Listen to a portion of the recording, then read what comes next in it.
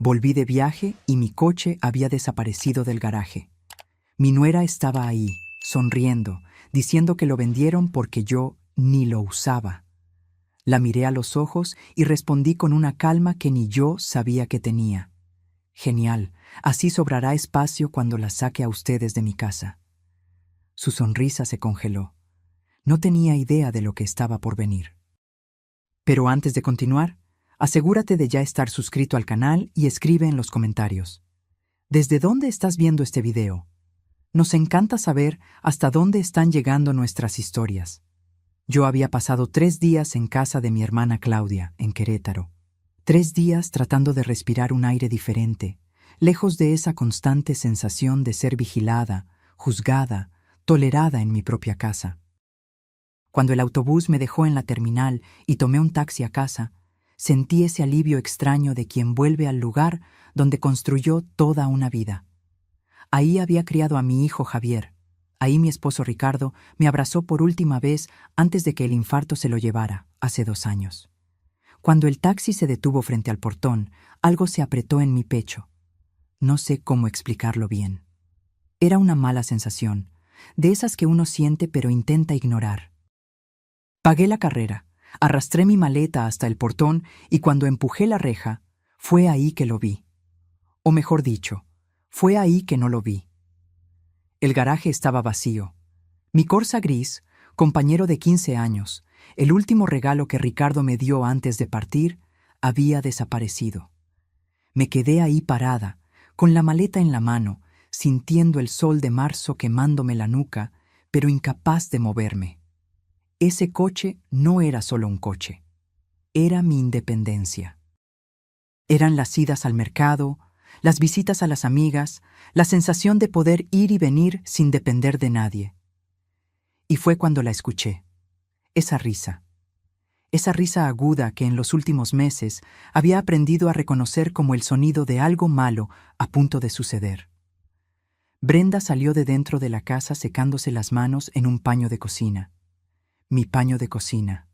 Mi cocina. Usaba una blusa nueva, de esas que cuestan lo que yo gasto en el mercado en un mes entero.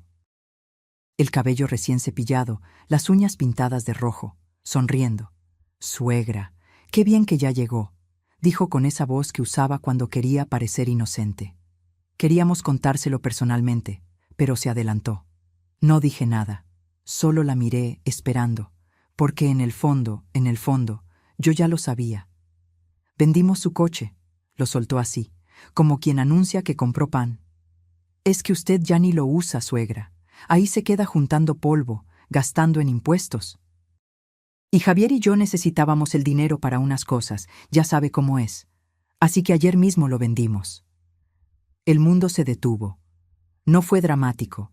No hubo música de fondo ni cámara lenta. Fue peor. Fue ese silencio donde todo se rompe por dentro, pero por fuera tú sigues de pie. Porque así nos enseñaron, ¿no es así? A aguantar, a tragar, a sonreír incluso cuando están destrozando tu alma. Brenda siguió hablando. Sobre cómo consiguieron 12,000 pesos, que era un buen precio para un coche viejo como ese, que ellos necesitaban pagar unas deudas. Pero yo ya no la estaba escuchando. Estaba mirando a través de ella, hacia el garaje vacío, hacia el espacio donde cada mañana yo acariciaba el volante antes de encenderlo y le susurraba a Ricardo: «Un día más, amor. Un día más sin ti, pero con lo que me dejaste». Ese coche olía a él. A su colonia, a su forma de ajustar el retrovisor, a sus manos en el volante cuando me enseñó a conducir a los 48 años, porque él decía que una mujer no podía depender de nadie para ir y venir por la vida. Y esta mujer, esta intrusa vestida con ropa cara comprada con dinero que ella no ganó, me había quitado eso, sin preguntarme, sin siquiera tener la decencia de avisarme. Sentí que algo me subía por la garganta. No era llanto, era algo más antiguo, más peligroso. Era ese fuego que las mujeres guardamos por años, esperando el momento justo para quemar. Brenda dejó de hablar cuando vio mi cara. La sonrisa tembló un poco. Tal vez se dio cuenta de que había cruzado una línea invisible. «¿Suegra?». Preguntó sin esa vocecita dulce. ¿Se siente bien? La miré directamente a los ojos, de esa manera que solo la mujer que parió, que enterró a sus muertos, que sobrevivió a traiciones, logra mirar. Esa mirada que no necesita gritos porque es más afilada que cualquier cuchillo. «Qué bueno que vendieron el coche, Brenda», dije. Mi voz salió tranquila, demasiado baja. Así sobra espacio para cuando la saque a ustedes de mi casa. Vi la sonrisa congelarse en su rostro. Vi los ojos desorbitarse, procesando lo que acababa de escuchar. El paño se le resbaló de las manos. «¿Cómo dice?», preguntó. «Me escuchaste». Tomé mi maleta y caminé hacia la puerta. «Ahora con permiso, necesito descansar». En mi casa. Pasé junto a ella. El olor de su perfume caro me dio náuseas. Entré a la sala y lo primero que vi fue a Javier, mi hijo, mi único hijo, sentado en el sillón que su padre y yo compramos cuando nos casamos. Sus ojos estaban rojos. No me miró cuando entré, y fue ahí que lo supe. Lo supe con esa certeza que solo el dolor de madre da. Él lo sabía. Él había permitido que sucediera. Él eligió, y no me eligió a mí. Subí a mi habitación sin decir nada más. Cerré la puerta. Me senté en el borde de mi cama, esa cama donde dormí con Ricardo por 32 años, y dejé que el silencio me envolviera. Todavía no había llorado, porque llorar era aceptar la derrota. Y algo me decía que esta historia apenas estaba comenzando. Algo me decía que no sabían con quién se habían metido. Porque la mujer que amaba en silencio, aquella que cocinaba sin quejarse, aquella que sonreía incluso cuando le dolía, esa mujer acababa de morir en ese garaje vacío. Y la que quedó, la que sobrevivió, estaba lista para la guerra. Para entender cómo llegué a ese momento, parada frente a un garaje vacío mirando a mi nuera como si fuera una extraña, necesito retroceder 2 años. Al día en que abrí mi puerta creyendo que estaba siendo una buena madre, sin saber que estaba firmando mi propia sentencia. Hacía solo 6 meses que había enterrado a Ricardo. 6 meses viviendo en una casa que de repente parecía del tamaño de un estadio vacío. Cada habitación guardaba su voz, cada rincón olía a su ausencia. Me despertaba a las 5 de la mañana, no porque tuviera algo que hacer, sino porque la cama sin él era un constante recordatorio de todo lo que había perdido. Javier venía a visitarme los domingos. Traía pan de queso de la panadería que me gustaba, se sentaba a tomar café conmigo, preguntaba cómo estaba, y yo mentía. Decía que estaba bien, que estaba tranquila, que estaba aprendiendo a vivir sola. Porque eso es lo que hace una madre, ¿no es así? Mentimos para que nuestros hijos no carguen con nuestro dolor. Aquel domingo de septiembre llegó diferente. Trajo a una mujer del brazo. Brenda. La primera vez que la vi, me pareció bonita. Tenía ese tipo de belleza que ves en una revista. Piel clara, cabello largo y brillante, sonrisa perfecta. Usaba un vestido ajustado que demostraba que se cuidaba, que iba al gimnasio, que sabía llamar la atención. Me abrazó con un perfume tan fuerte que me dejó medio aturdida. «Suegra, qué placer conocerla por fin. Javier habla mucho de usted». «Suegra», de entrada, como si ya fuéramos familia, como si con esa palabrita cariñosa pudiera saltarse todas las etapas de la confianza. «Mamá», dijo Javier, y en sus ojos vi algo que no veía desde niño. Ilusión. «Nos casamos hace 2 semanas, por lo civil.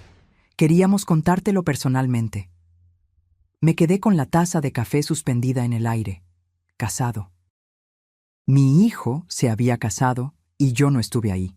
No hubo invitación, no hubo vestido de novia, no hubo ese momento en que la madre del novio abraza al hijo y le dice: «Sé feliz, hijo mío». Pero me lo tragué. Sonreí. Los abracé a los dos. «Felicidades». Brenda soltó esa risita de cascabel que después yo aprendería a odiar. «Fue todo tan rápido, suegra. Nos conocimos, nos enamoramos y dijimos, ¿por qué esperar? La vida es corta, hay que vivirla, ¿verdad?». Tenía razón en la última parte. La vida es corta. Ricardo me lo demostró cuando se fue sin avisar, sin darme tiempo de prepararme para un mundo sin él. Nos sentamos a comer. Brenda hablaba todo el tiempo, sobre su trabajo en una tienda de ropa en el centro comercial, lo difícil que era conseguir un apartamento porque todo estaba demasiado caro, lo mucho que quería empezar una familia con Javier. Y entonces lo soltó. Suegra, queríamos pedirle un gran favor. Se inclinó hacia mí, poniendo su mano sobre la mía. ¿Nos permite quedarnos aquí unos 2 meses? Solo mientras buscamos. Es que con el salario de Javier y el mío, apenas nos da para pagar el depósito de un alquiler. Si ahorramos estos 2 meses, lo logramos. Miré a Javier. Él no me miró. Sus ojos estaban fijos en el plato, moviendo el arroz de un lado a otro con el tenedor. 2 meses. 60 días. Compañía en esa casa que me engullía viva cada noche. La voz de mi hijo en el pasillo de nuevo. Tal vez hasta nietos pronto. Una razón para despertarme con ganas. Claro, hijo, esta es tu casa. Siempre lo ha sido. Brenda me abrazó con tanta fuerza que casi me tira de la silla. ¡Ay, suegra! No sabe cómo se lo agradecemos. Le prometo que ni notará que estamos aquí. Somos limpios, organizados, silenciosos. 2 meses, dijo. 2 meses se convirtieron en 4 cuando Brenda dijo que el apartamento que iban a alquilar se lo habían dado a otra persona. Mala suerte, suegra, pero aparecerá otro. 4 se convirtieron en 6 cuando Javier perdió el empleo en la distribuidora. Es temporal, mamá. Ya estoy enviando currículums. Solo necesito un poco más de tiempo. Pasó 1 año, y yo seguía esperando que me dijeran, mamá, encontramos un lugar, gracias por todo. Pero esas palabras nunca llegaron. Lo que vino fue el cambio. Al principio eran pequeños detalles. Brenda cambió los muebles de la sala porque así se ve más moderno, suegra. Cambió las cortinas de la cocina sin preguntarme. Trajo su vajilla y guardó la mía, la que mi madre me dio cuando me casé, en lo alto del armario donde apenas alcanzaba. Empezó a cocinar. Decía que quería ayudarme, que yo ya había trabajado demasiado en la vida, pero la verdad es que no quería que yo estuviera en mi cocina. Me miraba con impaciencia cuando intentaba hacer un café por la mañana, como si estuviera estorbando. Mejor siéntese, suegra, yo le llevo el café a su habitación. A mi habitación. Como si el resto de la casa ya no fuera mío. Luego vinieron las reglas. Suegra, ¿le molesta no escuchar música tan alta por la mañana? Javier trabaja hasta tarde y necesita descansar. Suegra, mejor no llame a sus amigas durante la semana. Necesitamos tranquilidad. Suegra, avisa cuando vaya a salir, es para que no estemos preocupados. Avisar, en mi propia casa. Pedir permiso para llamar a las amigas que venían a visitarme desde los 20 años. Pero lo peor no fueron las reglas. Lo peor fue Javier. Mi hijo se había convertido en un fantasma. Salía temprano, llegaba tarde. Cuando intentaba hablar con él, Brenda siempre aparecía con algo. Si necesitaba ayuda con la computadora, si tenía que ir a ver un apartamento, si tenía un compromiso importante. Una tarde lo encontré solo en el patio, fumando. Algo que nunca había hecho. Hijo, ¿estás bien? Sí, mamá, sí lo estoy. No lo parece. Siento que ya no conversamos como antes. Se quedó en silencio por un momento. Vi algo en sus ojos, algo parecido a culpa o miedo. No supe distinguirlo. Está difícil, mamá. El trabajo nuevo tampoco paga bien. Brenda y yo estamos ahorrando, pero está tardando. No hay prisa, no los estoy echando. Lo sé. Me miró por fin. Gracias por todo, mamá. De verdad. Me abrazó. Y en ese abrazo sentí algo extraño, como si se estuviera despidiendo, como si hubiera surgido entre él y yo una pared invisible que crecía un poquito más cada día. Esa pared tenía nombre: Brenda. Pasaron 2 años enteros, 24 meses viendo cómo mi casa dejaba de ser mía, viendo a mi hijo mirarme cada vez menos, viendo el espacio donde había criado una familia, enterrado a mi marido, guardado mis recuerdos, llenarse de cosas que no reconocía. Las vecinas empezaron a preguntarme: Doña Socorro, que vivía al lado desde hacía 30 años, me encontró en el mercado. «Elena, ¿qué pasa con tu nuera? El otro día le pregunté por ti y me dijo que estabas descansando, como si ella fuera la dueña de tu casa». Doña Marlene, que vendía pasteles en la esquina, fue más directa. «Esa chica anda diciendo por ahí que la casa ahora es de los dos, que ya tienes edad y que ellos te cuidan. Solo te aviso, Elena, por si no lo sabes». Yo lo sabía, o no quería saberlo, hasta que una noche escuché algo que me partió en dos. Eran casi las 11. No podía dormir, como siempre. Bajé a la cocina a buscar un vaso de agua y las escuché conversar en la sala. Brenda y su madre, Sonia, que había venido de visita. «Te lo digo, mamá, la vieja ya está mayor, no va a durar mucho más. Cuando se muera, todo esto es de Javier, y Javier hace lo que yo mando». «¿Y si no se muere pronto?», preguntó Sonia con una risa que me congeló la piel. «Entonces la convencemos de que se vaya a un asilo o algo así. Vendemos la casa y dividimos. De todas formas, ella sola aquí, ¿para qué la quiere?». Las dos se rieron. Me quedé ahí, descalza en el suelo frío, con el vaso vacío en la mano, sintiendo cada palabra clavarse en mi pecho como un clavo oxidado. La vieja. Dividimos. ¿Para qué la quiere? Esa noche no bebí agua. Subí a mi habitación, me senté en la cama y por primera vez en 2 años me permití ver toda la verdad. No eran huéspedes, eran invasoras, y yo había abierto la puerta sola. Pero todavía no sabía cuánto me quedaba por descubrir. Todavía no sabía que en un cajón olvidado, Ricardo me había dejado la llave para salir de esta pesadilla. Lo descubriría pronto, y cuando lo hiciera, todo iba a cambiar. Hay una enorme diferencia entre sentir que algo está mal y verlo con tus propios ojos. Entre sospechar que tu lugar te está siendo arrebatado y presenciarlo segundo a segundo sin poder hacer nada. O peor, sin atreverte a hacer nada.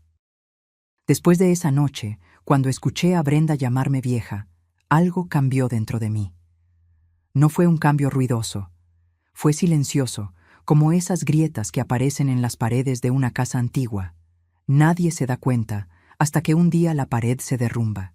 Empecé a observar, de verdad a observar. Me di cuenta de que Brenda había redecorado casi toda la casa sin que yo lo notara. O tal vez sí lo había notado, pero elegí no verlo, porque ver duele. Ver te obliga a actuar. Los cuadros que Ricardo y yo compramos en nuestros viajes, Ouro Preto, Campos do Jordão, Paraty, ya no estaban en la sala. En su lugar había fotos enormes de Brenda y Javier. Una de la boda civil, otra de un viaje a la playa que yo ni sabía que habían hecho, otra donde posaban frente a no sé qué restaurante elegante. Los cojines bordados que mi madre me dio cuando Javier nació habían desaparecido. Ahora había unos modernos que venden caros en esas tiendas, todos grises y negros, fríos, sin historia.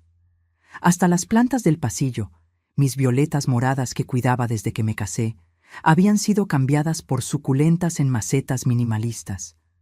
Como si todo lo que olía a mí, a mi vida, a mis años, necesitara ser borrado.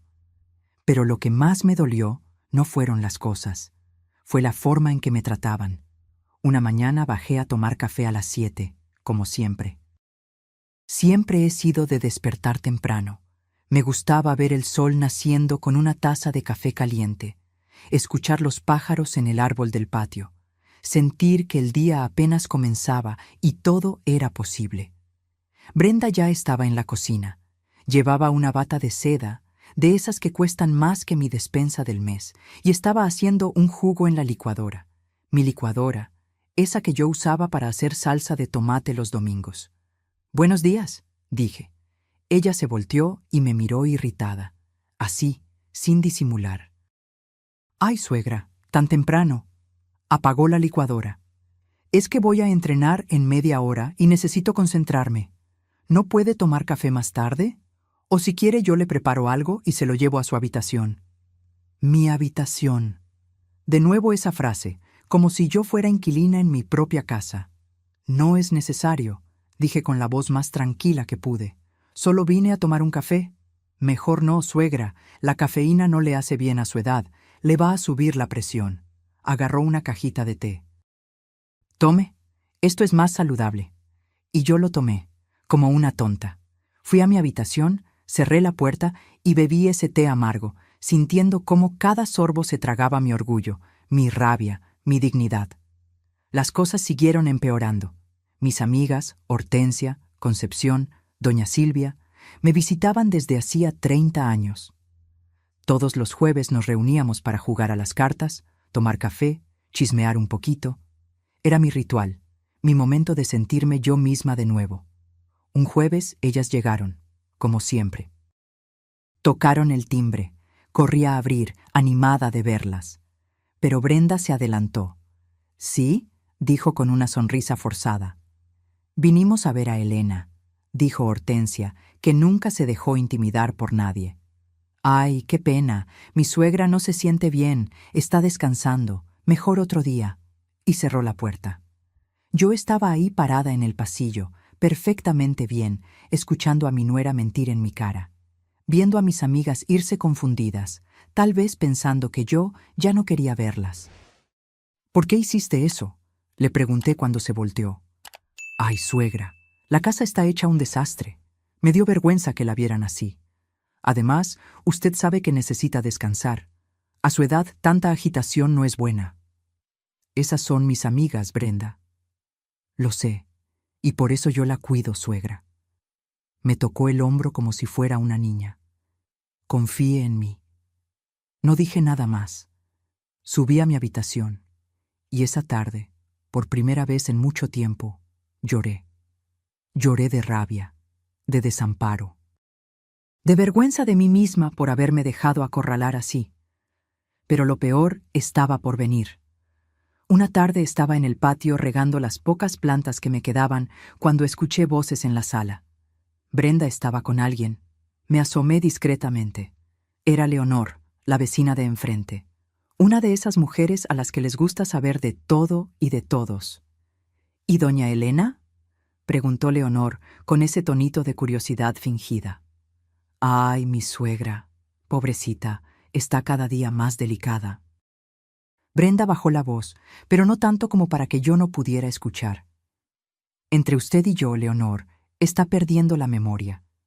El otro día olvidó dónde dejó las llaves y luego me acusó de haberlas escondido. Imagínese». Mi sangre se congeló. «¿En serio?». Los ojos de Leonor se desorbitaron. «En serio, Javier y yo estamos muy preocupados. Por eso no la dejamos salir sola.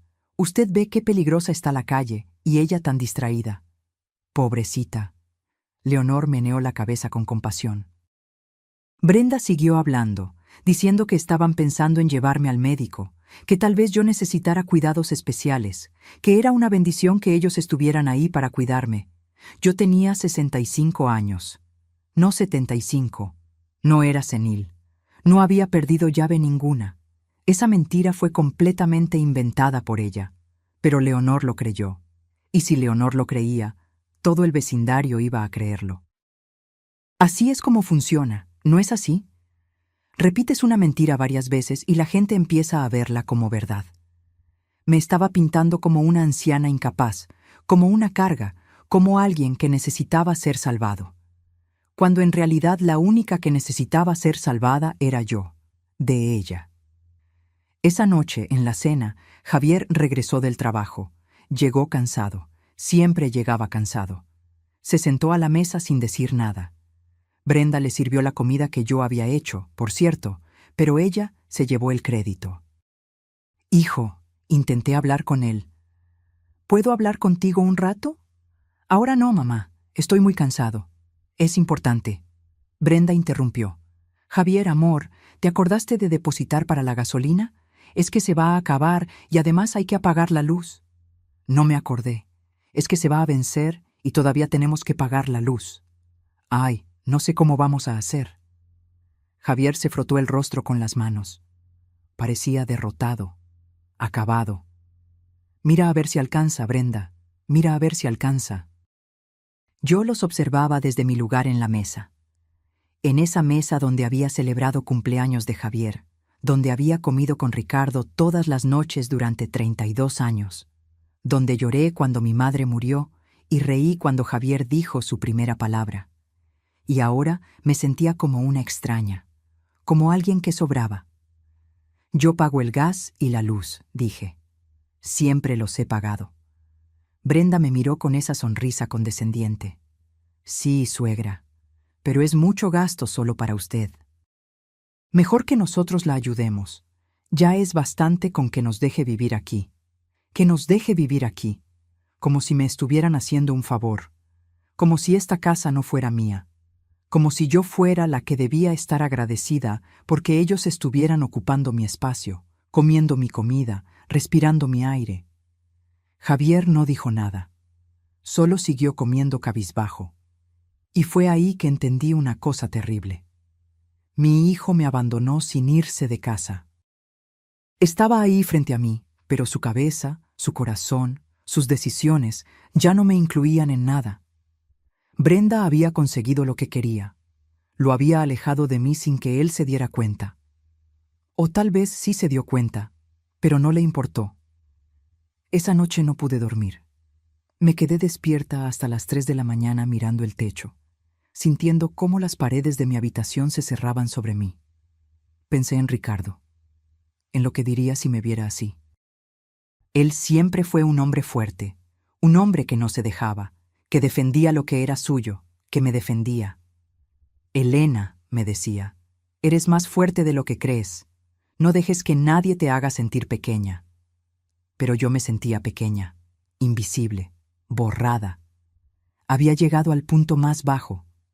Ese lugar donde una mujer se pregunta si vale la pena seguir luchando o si es mejor rendirse. Dejar que se queden con todo. Quedarme pequeña. Desaparecer. Pero algo, una vocecita enterrada muy en el fondo, me susurró que ese no podía ser el final de mi historia, que tenía que haber otra salida. Y la había.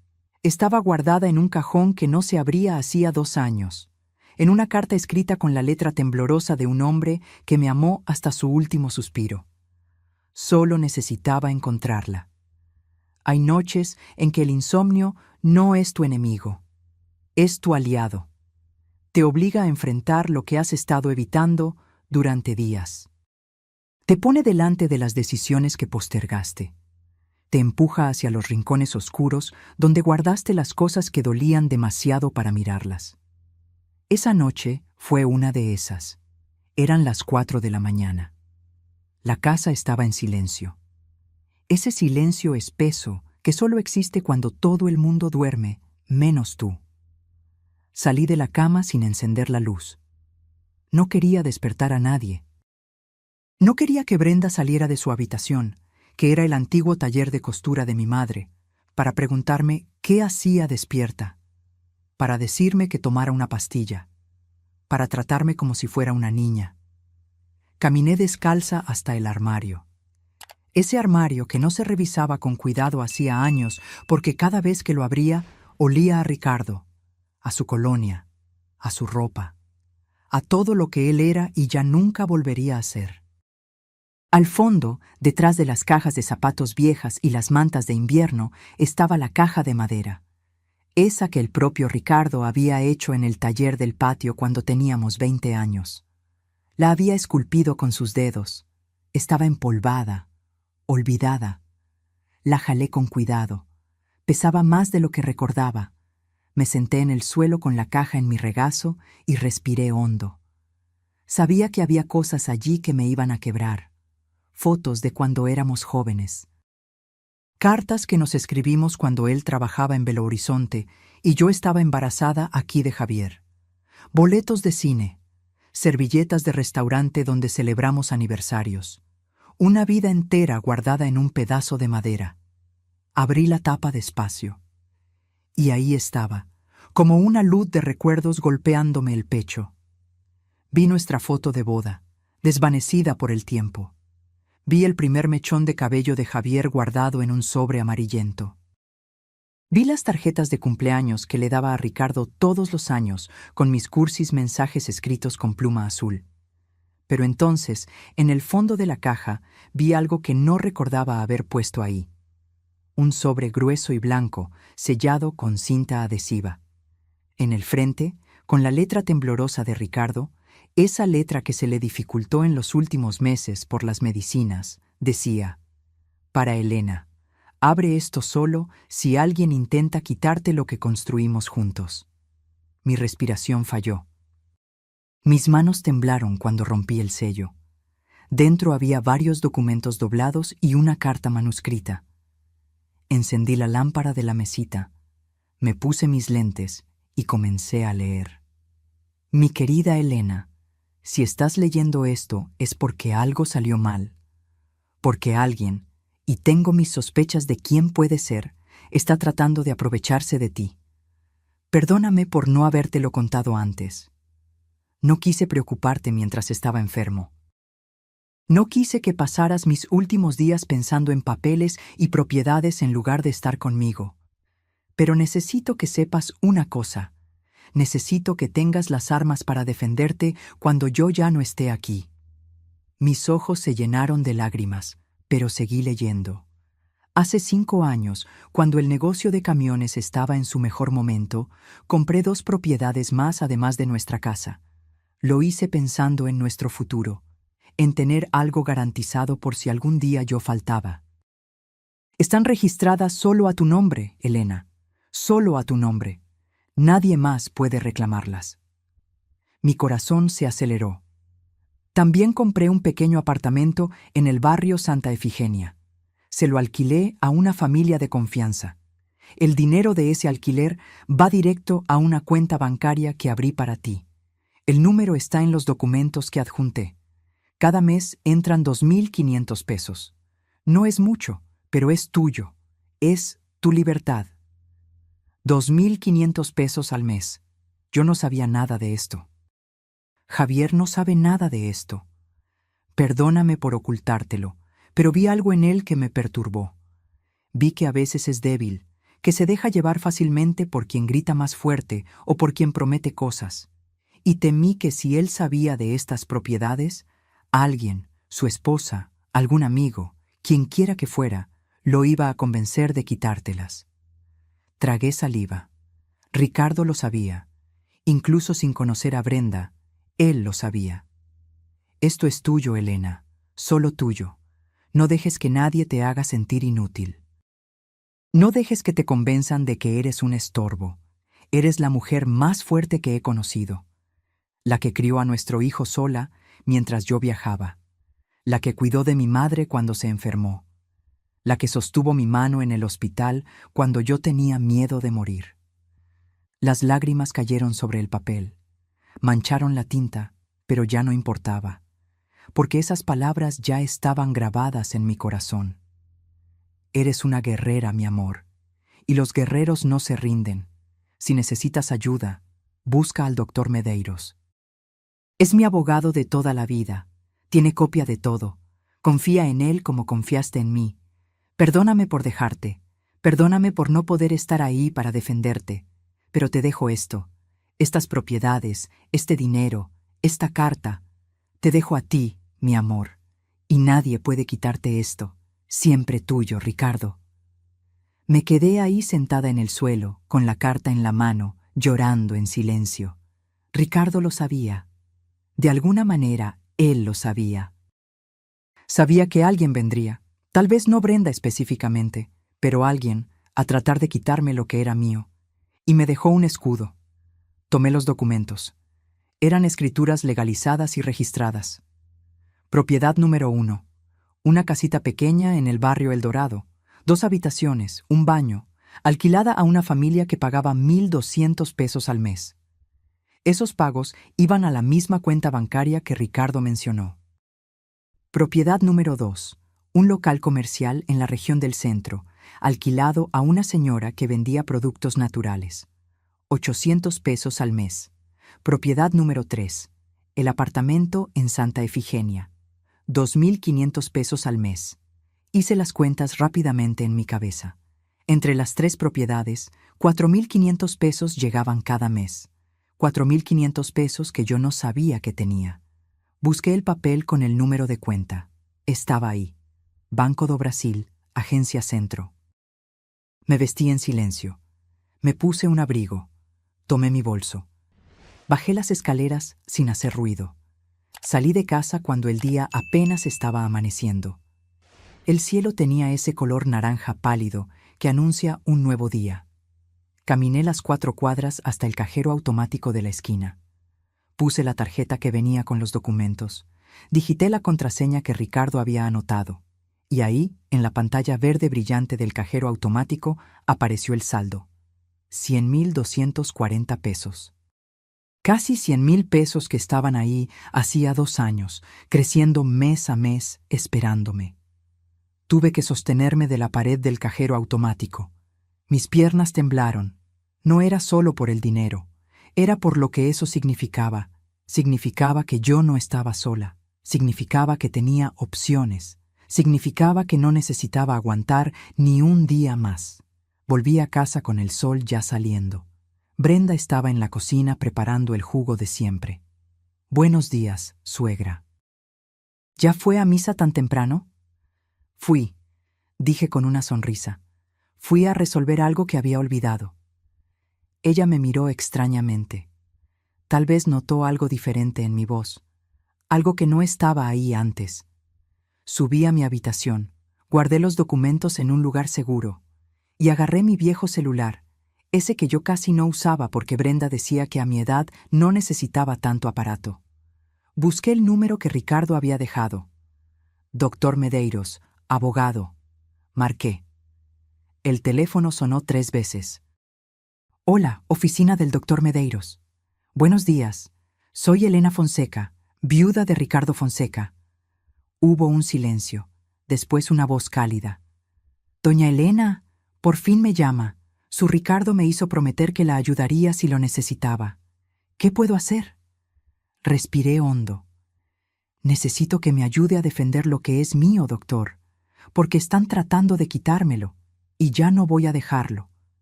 «Venga a mi oficina mañana a las 10», dijo el doctor Medeiros, «y traiga los documentos que su esposo le dejó».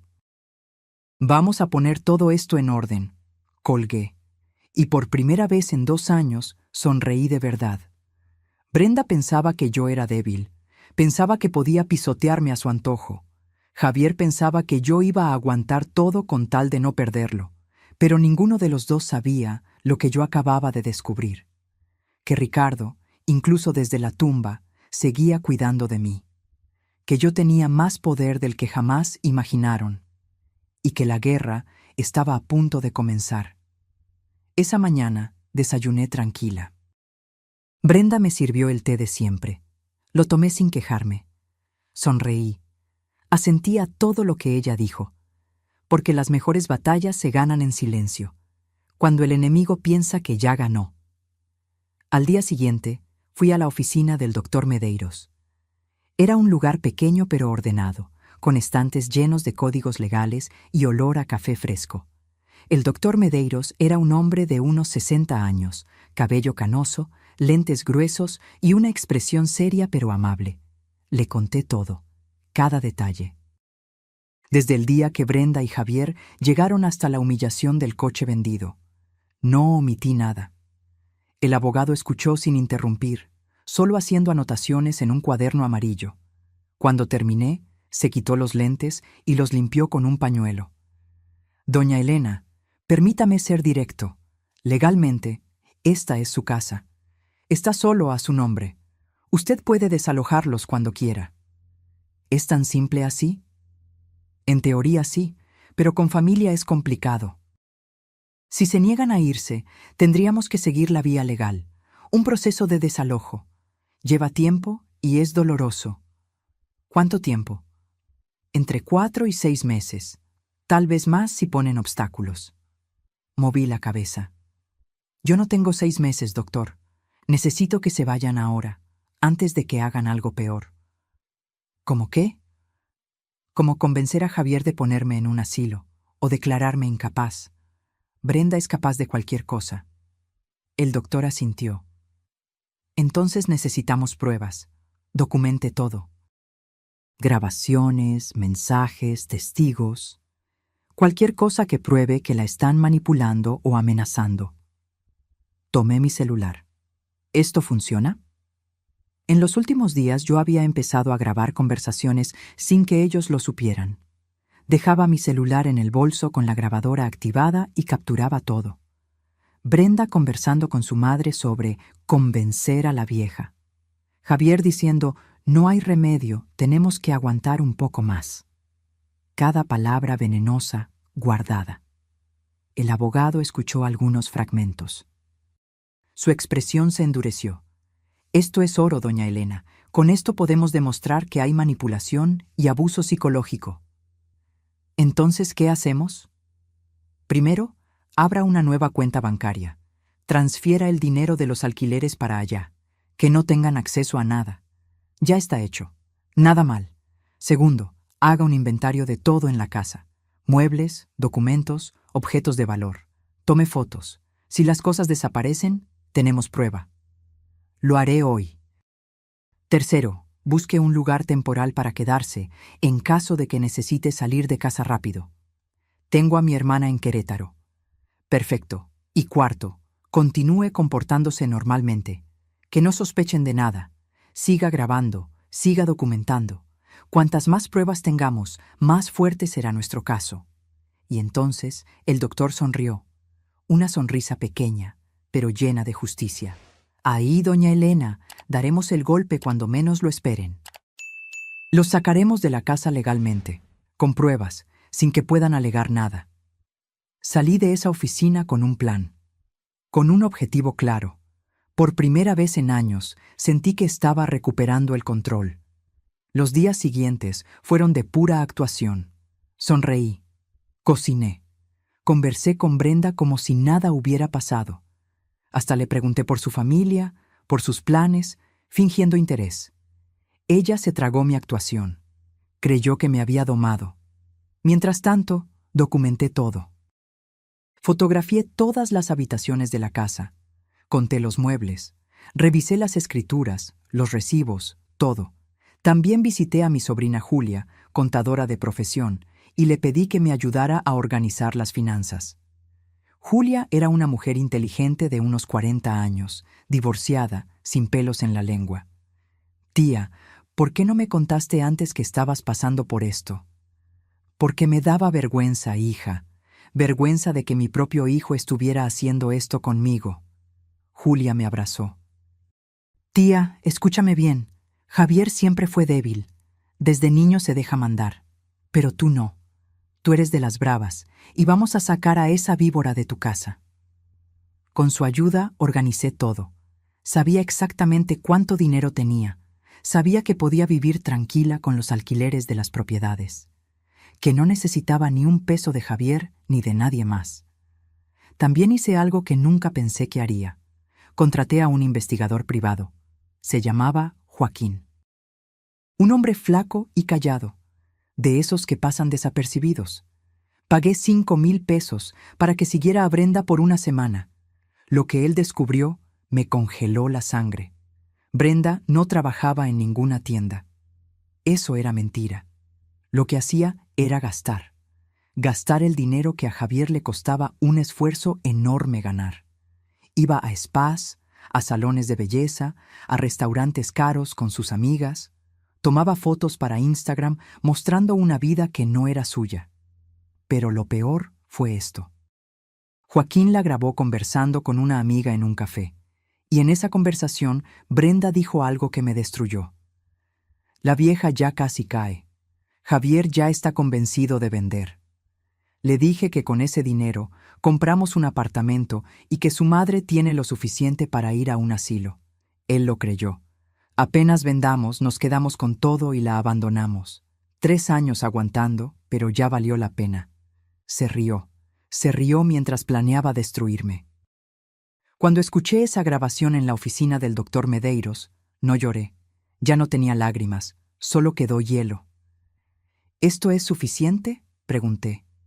Más que suficiente. Con esto podemos demostrar fraude, manipulación y conspiración para despojar patrimonio. ¿Cuándo actuamos? Muy pronto, doña Elena, muy pronto. Pero necesito que haga una cosa más, dijo el doctor Medeiros. Reúna a todos, Javier, Brenda, su familia, en su casa. como una reunión familiar. Que piensen que usted va a firmar papeles o aceptar la venta. ¿Y luego? Luego los confrontamos con las pruebas, con testigos, sin escapatoria. Mi estómago se anudó. ¿Está seguro? Completamente. Es la única forma de que no distorsionen la historia después. Para que quede claro quién es quién. Asentí. Por 2 semanas más seguí con mi actuación. Incluso le dije a Brenda que estaba considerando la venta, que quería conversar con todos para llegar a un acuerdo. Ella estaba en las nubes. Casi saltó de alegría. Se lo contó a su familia. Lo organizaron todo. Hasta trajeron un contacto de inmobiliaria, un conocido de su padre, para evaluar la casa. Pobres tontos.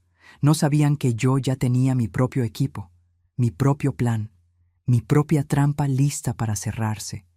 Y cuando cayeran, cuando vieran todo su castillo de mentiras desmoronarse, yo iba a estar ahí, firme, con la cabeza en alto, porque esta guerra ya no era solo para recuperar mi casa, era para recuperar mi dignidad.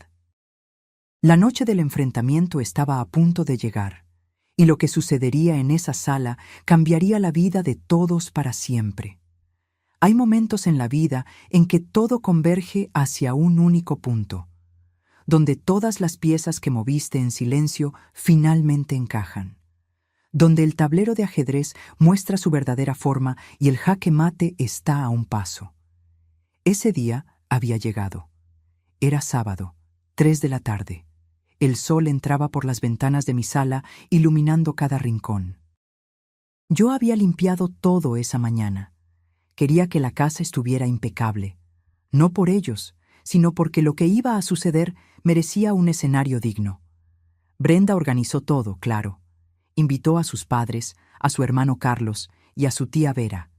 Hasta trajo a un tal Óscar Méndez, el supuesto tasador de inmuebles, que era amigo de su padre, con su maletín y su calculadora, listos para hacer su teatrito. Yo también invité a mi gente. Mi hermana Claudia vino de Querétaro. Llegó temprano, me abrazó fuerte y me susurró al oído. Hoy se hace justicia, Elena. Hoy recuperas lo tuyo. También estaba el doctor Medeiros, sentado discretamente en una silla del comedor con su maletín de cuero gastado. Brenda lo vio entrar y me preguntó quién era. Un amigo de la familia, dije con una sonrisa. Quiero que esté presente para que todo quede claro. Ella no sospechó nada. Estaba demasiado animada contando el dinero que creía que iba a ganar. A las 3:15, todos estaban sentados en mi sala. El padre de Brenda, el señor Mauricio, en el sillón principal, con el vientre asomando entre la camisa. La madre, Sonia, a su lado, con esa cara amarga que nunca se iba. Carlos pegado al celular. Tía Vera comiendo mis galletas sin pedir permiso. Y Óscar Méndez, el falso tasador, acomodando papeles en la mesa de centro. Javier se quedó callado, sentado al lado de Brenda, con las manos sudadas y la mirada perdida. Tal vez en el fondo, él sabía que algo no tenía sentido.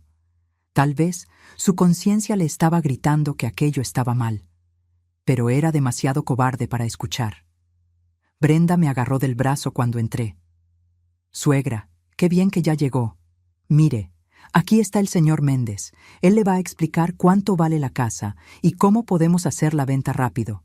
¿No es emocionante? Muy emocionante, dije sin emoción alguna. Me senté en la silla al lado del doctor Medeiros. Claudia se quedó detrás de mí con las manos en mis hombros. Su apoyo silencioso me dio fuerza. Óscar Méndez carraspeó. Bueno, doña Elena, es un placer conocerla. Sacó unos papeles. Hice una valoración preliminar del inmueble basada en las características, el área, el estado de conservación. Calculo que el valor comercial de esta casa es de aproximadamente 600,000 pesos. Todos sonrieron, como si acabara de anunciar que habían ganado la lotería. Ahora, continuó Óscar, lo ideal sería vender rápido. Tengo varios clientes interesados. Podríamos cerrar el negocio en 2 semanas y dividir el dinero según lo acordado. En familia. El señor Mauricio se frotó las manos. ¿Ve, doña Elena? Eso es mucho dinero, más que suficiente para todos. Claro, agregó Sonia. Usted se queda con su parte, compra algo cómodo y pequeñito, y los muchachos empiezan su vida. Brenda apretó la mano de Javier. Él todavía no me miraba. ¿Y cuánto sería mi parte?, pregunté con voz tranquila. Óscar consultó la calculadora. Bueno, considerando que usted es la propietaria original, pero que su hijo y su nuera vivieron aquí y contribuyeron al mantenimiento. Ellos no contribuyeron con nada, interrumpí. Yo pago la luz, pago el agua, pago los impuestos, pago todo. Hubo un silencio incómodo. Brenda rió nerviosa. Ay, suegra, no sea así. Ayudamos con otras cosas, ¿verdad, amor? Javier asintió sin convicción. Óscar carraspeó. Bueno, de todas formas, lo justo sería dividir el valor en partes iguales. Digamos, 200,000 para usted y el resto para la pareja. 200,000. De mi propia casa, de la casa que pagué con el sudor de 30 años. Me quedé mirando a Óscar Méndez, luego al señor Mauricio, luego a Brenda. ¿Y si yo no quiero vender? La sonrisa de Brenda tembló. ¿Cómo que no quiere vender? Pero si ya habíamos quedado. Yo nunca quedé en nada, Brenda. Tú decidiste por mí, como siempre. El señor Mauricio se levantó de la silla. Doña Elena, no se ponga difícil. Ya hablamos de esto. Es lo mejor para todos. ¿Lo mejor para todos?, repetí. ¿O lo mejor para ustedes? Sonia bufó. Ya sabía que ella se iba a arrepentir. Siempre pasa con los viejos. Se ponen tercos. Algo hizo clic en mí. El gatillo fue jalado. «Doctor Medeiros», dije sin quitarle los ojos de encima a Brenda. «Creo que es hora». El abogado se levantó y sacó varios documentos del maletín. «¿Quién es este caballero?», preguntó Brenda desconfiada. «Soy Rubén Medeiros, abogado. Represento los intereses legales de la señora Elena Fonseca». «¿Abogado? ¿Para qué necesita usted un abogado?» «Para proteger lo que es suyo», respondió el doctor Medeiros con voz firme. «Señores, lamento informarles que esta reunión no es lo que ustedes piensan». Brenda se levantó de repente. «¿Qué está pasando aquí?». «Lo que está pasando», dije levantándome también, «es que el teatro se acabó». Saqué del bolso una bocina portátil, de esas pequeñitas que compré específicamente para este momento. La conecté a mi celular. «¿Qué está haciendo, suegra?». «Mostrándoles quién eres realmente, Brenda». Y le di al play.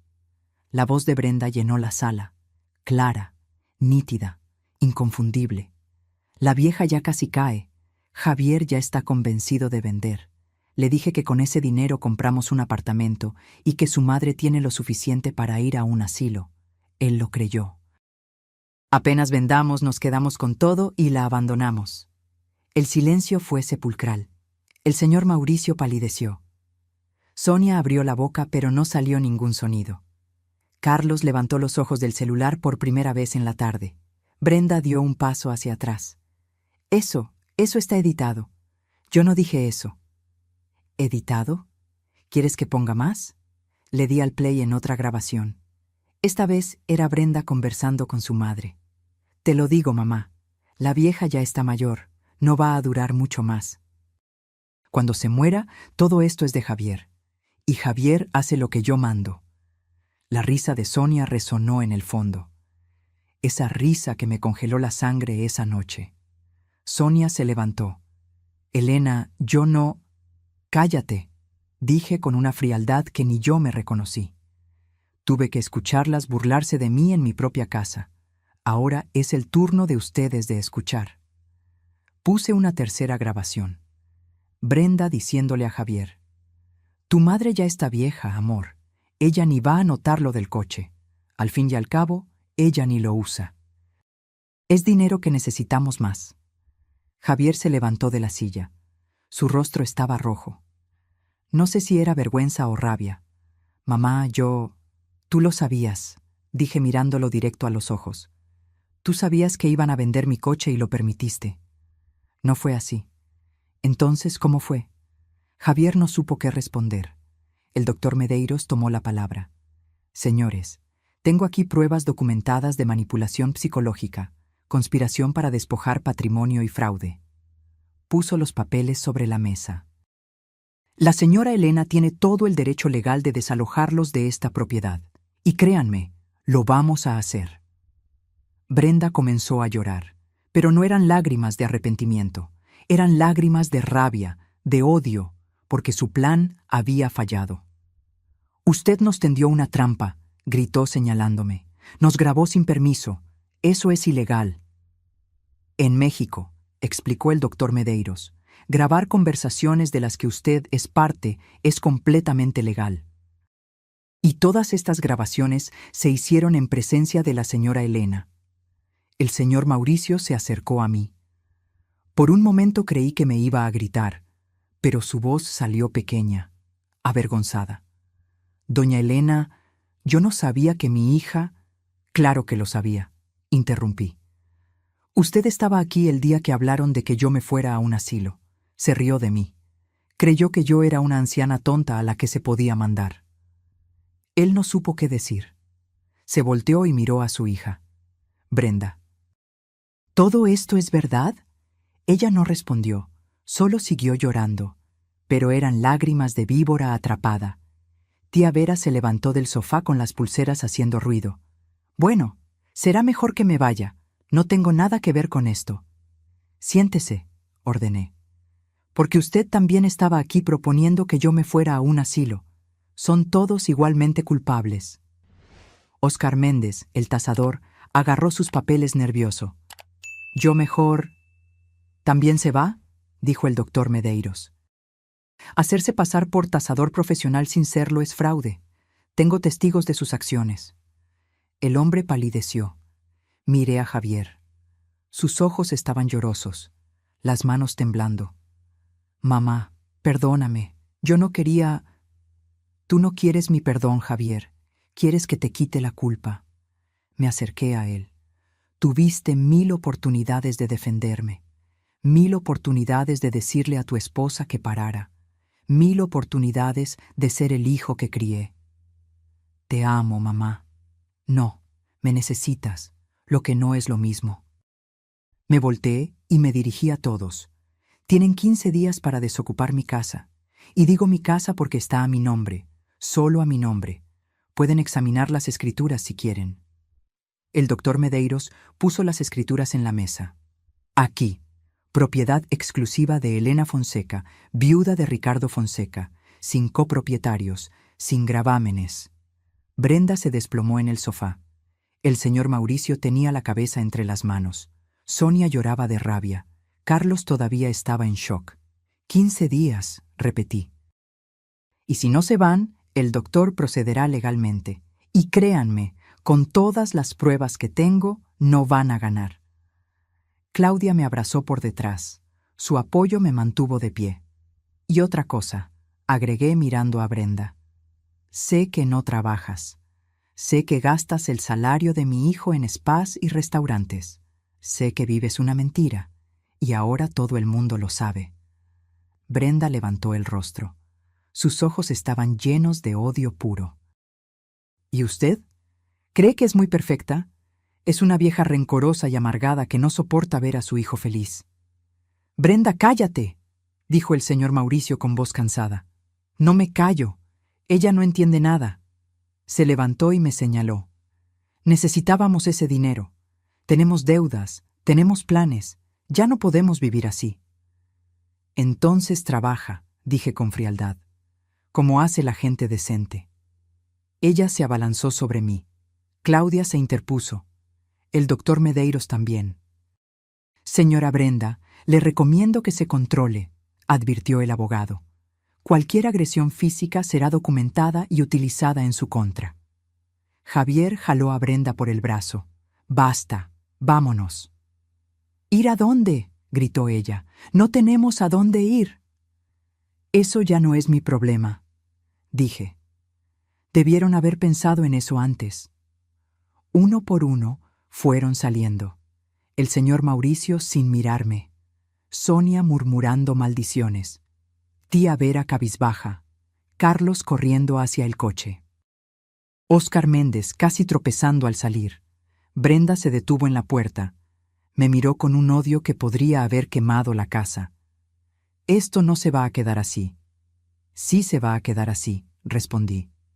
Y si intentas algo, tengo más pruebas de las que te imaginas. Salió dando un portazo. Javier se quedó ahí parado en medio de la sala, como un niño perdido. Mamá. Los 15 días empiezan hoy, dije. No hay vuelta atrás, Javier. ¿Y si? ¿Y si hablo con ella? Si hacemos las cosas bien. Era demasiado tarde para eso, hace 2 años. Sus ojos se llenaron de lágrimas. Entonces, perdí a mi madre. No, elegiste perderme. Salió de la casa. Escuché el coche de Brenda arrancar, cómo se fueron calle abajo. Cuando el silencio volvió, me hundí en el sillón. Claudia se sentó a mi lado. El doctor Medeiros guardó los documentos. Lo hizo muy bien, doña Elena, dijo él respetuosamente. Sé que no fue fácil. No lo fue, admití, pero era necesario. Claudia me abrazó. Ahora tu vida de verdad comienza, hermana. Miré alrededor de mi sala, mi casa, mi espacio. Muy pronto iba a ser solo mío de nuevo. Y aunque me dolía el pecho, aunque sentía que algo se había roto para siempre entre Javier y yo, por primera vez en años me sentí libre.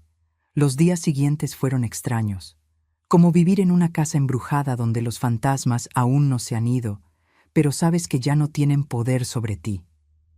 Javier y Brenda no se fueron de inmediato. Legalmente, tenían los 15 días, pero convivir juntos era insoportable. Brenda dejó de fingir. Ya no tenía esa vocecita dulce de suegra. Ya no había sonrisa falsa. Ahora me miraba con el odio puro de alguien a quien le han arrebatado un premio que creía haber ganado.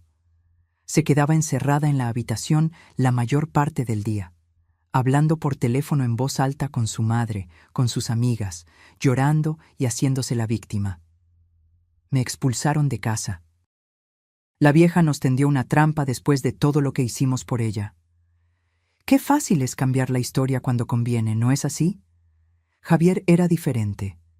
Se movía por la casa como un zombi, salía temprano al trabajo, volvía tarde, evitaba mi mirada. Al 10º día, una mañana, bajó a la sala. Yo estaba viendo televisión. «Mamá, ¿puedo sentarme?» Asentí. Se sentó en el sillón opuesto, el que pertenecía a su padre. «Mañana nos vamos. Lo sé. Y no sé si voy a volver». Aquello me dolió. Aunque yo sabía que era probable, escucharlo de su boca era diferente. «Eso depende de ti, Javier. La puerta siempre estuvo abierta. Fuiste tú quien la cerró». «Lo sé». Se frotó las manos nervioso. «Estoy pensando en separarme de Brenda». Levanté la vista sorprendida. «¿En serio?» «En serio. Estos días me he dado cuenta de muchas cosas, de cómo ella me manipuló desde el principio, de cómo mi relación contigo cambió, de cómo...» Su voz se quebró. «De cómo me convertí en alguien que no reconozco». «¿Y por qué no te separas ahora?» «Porque tengo miedo, mamá. Miedo de quedarme solo. Miedo de que tengas razón y yo sea un cobarde». Me levanté y me senté a su lado. Le tomé la mano. «Hijo, tener miedo no te hace cobarde. Lo que te hace cobarde es dejar que el miedo decida por ti. ¿Crees que todavía hay tiempo de arreglar esto, entre nosotros?» Lo miré a los ojos, esos ojos que yo conocía desde que nació. Que vi llorar cuando se caía de niño, que vi brillar cuando se graduó, que ahora estaban rotos. No sé, Javier, eso va a depender de lo que hagas de ahora en adelante, si aprendes de esto o si cometes los mismos errores de nuevo. Quiero aprender, mamá, quiero ser mejor.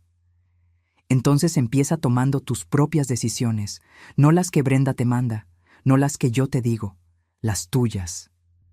Nos abrazamos, y en ese abrazo sentí algo que no sentía hacía años. Esperanza, pequeña, frágil, pero ahí. Al día siguiente, a las 9 de la mañana, llegó un camión de mudanza. Brenda se fue con las maletas sin despedirse, sin mirar atrás, como si yo no existiera. Javier cargó las últimas cajas. En la puerta se detuvo. Gracias, mamá, por todo, aunque no me lo merezca. Cuídate, hijo. Él subió al camión. Brenda ya estaba dentro con los brazos cruzados y esa cara amarga que se estaba volviendo permanente. Partió. Los observé irse calle abajo hasta que doblaron la esquina y desaparecieron. Cerré la puerta.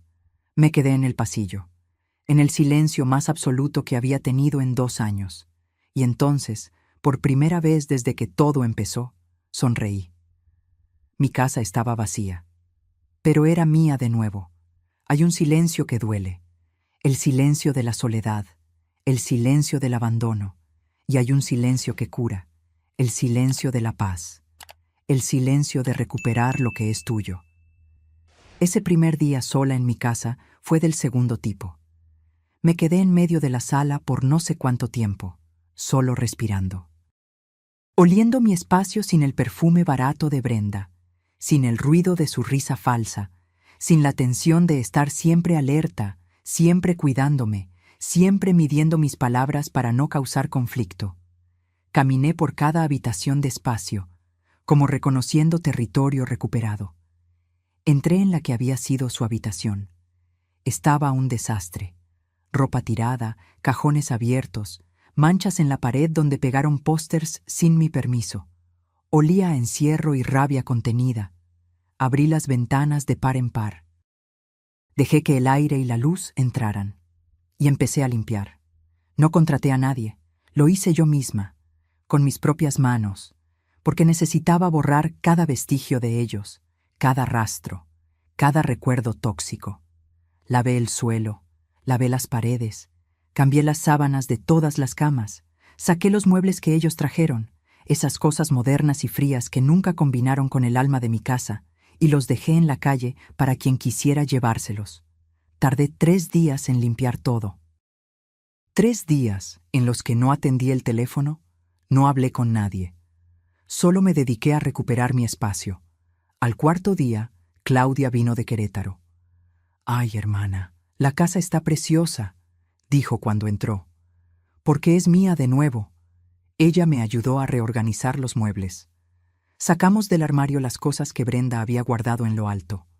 Mi vajilla buena, los cuadros de Ricardo y míos, los cojines bordados de mi madre. Poco a poco la casa volvió a ser lo que era.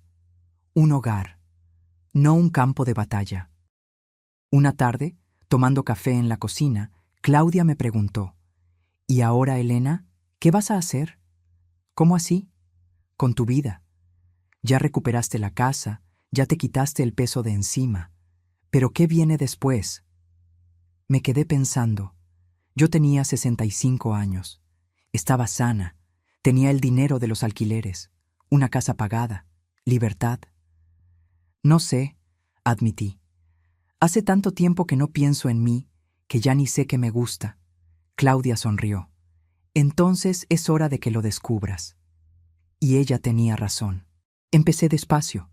Primero volví a llamar a mis amigas, a Hortensia, a Concepción, a doña Silvia.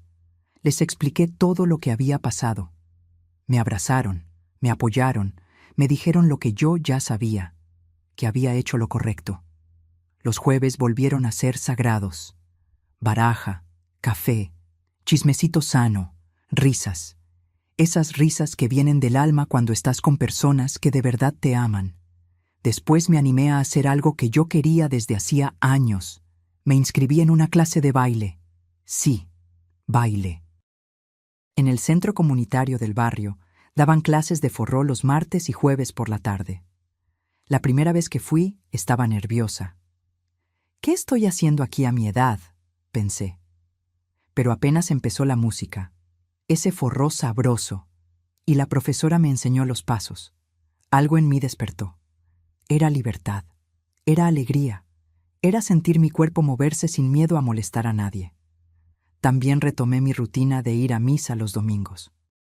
No porque fuera especialmente religiosa, sino porque me gustaba la paz de estar ahí. Nuestra Señora de Guadalupe siempre me acompañó en los momentos difíciles. Ahora iba a agradecer. 6 meses después de que se fueron, recibí una llamada. Era Javier. «Mamá, ¿podemos vernos?» Mi corazón dio un brinco. «¿Dónde estás?» «En un café cerca de ahí, el de la esquina. ¿Puedes venir?» Dudé por un momento, pero algo en su voz, algo roto, algo humilde, me hizo decir que sí. Cuando llegué al café, lo vi sentado en una mesa del fondo, solo, sin Brenda. Estaba diferente, más flaco, con barba de varios días, ropa sencilla. Ya no llevaba esas camisas caras que Brenda compraba. Me senté frente a él. «Hola, mamá». «Hola, hijo». Pidió 2 cafés. Nos quedamos en silencio por un momento. Esos silencios incómodos de cuando hay tanto que decir que no sabes por dónde empezar. «Me separé de Brenda», dijo por fin. «¿Cuándo?» «Hace 3 meses. El divorcio ya está en trámite». «¿Qué pasó?» Él rió amargo. «Todo. Vivir con sus padres fue un infierno. Ella me culpaba por todo. Peleábamos por el coche, por las mentiras. Luchábamos todos los días. Sus padres también empezaron a pelear entre ellos. Era insostenible». «¿Y dónde vives ahora?» «Alquilo una habitación pequeña, pero es mía. Trabajo en otra empresa. Gano menos, pero estoy más tranquilo». Lo vi con ojos diferentes. Ya no era el hombre débil que dejó que su esposa me pisoteara. Era alguien que estaba tomando sus propias decisiones por primera vez en años. «¿Y por qué me buscas ahora?», pregunté. Lágrimas brotaron en sus ojos. «Porque necesito pedirte perdón, mamá. De verdad, no un perdón de palabra, un perdón real. Sé que no lo merezco. Sé que te fallé de la peor manera posible, pero…» Su voz se quebró. «No quiero vivir el resto de mi vida sin mi madre». Me extendió la mano sobre la mesa. Temblorosa, miré esa mano, la mano de mi hijo. La mano que sostuve cuando estaba aprendiendo a caminar. La mano que me soltó cuando más la necesité. Y después de un momento que pareció eterno, la tomé. «No te voy a mentir, Javier. Todavía duele. Y va a tomar tiempo para que las cosas vuelvan a ser como antes. Lo sé, pero eres mi hijo y siempre lo serás». Él se echó a llorar. Un llanto de alivio, de liberación. Nos quedamos allí en ese café conversando durante horas. Él me contó todo. Cómo Brenda lo manipuló desde el principio.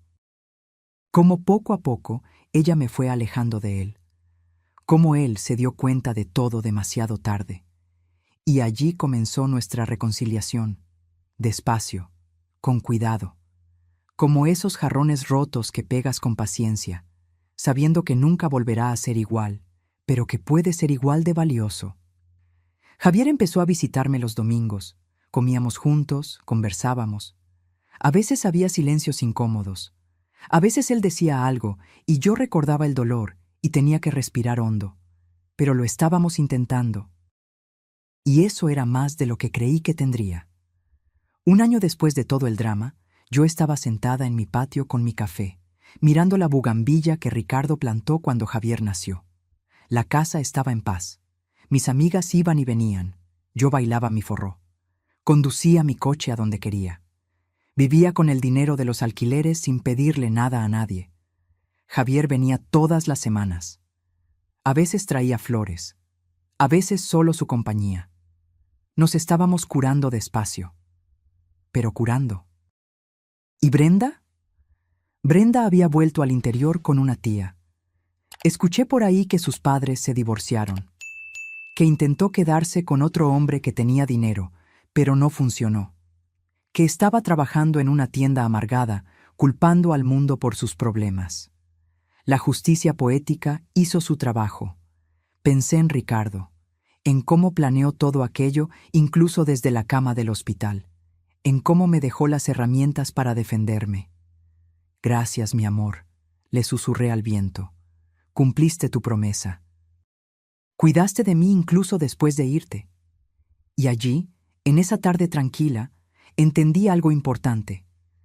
que a veces perder a las personas que creías que necesitabas es la única forma de encontrarte a ti misma, que el amor de madre no significa dejarse pisotear, que la dignidad no es negociable ni con la propia sangre, y que nunca, nunca es demasiado tarde para recuperar tu vida, porque la verdadera riqueza no está en lo que posees, está en lo que no permites que te quiten. Ahora, si te gustó esta historia, haz clic en suscribirte y dime en los comentarios qué parte te dejó con la boca abierta. Y no olvides hacerte miembro para tener acceso a videos exclusivos que no publico aquí. Te espero ahí.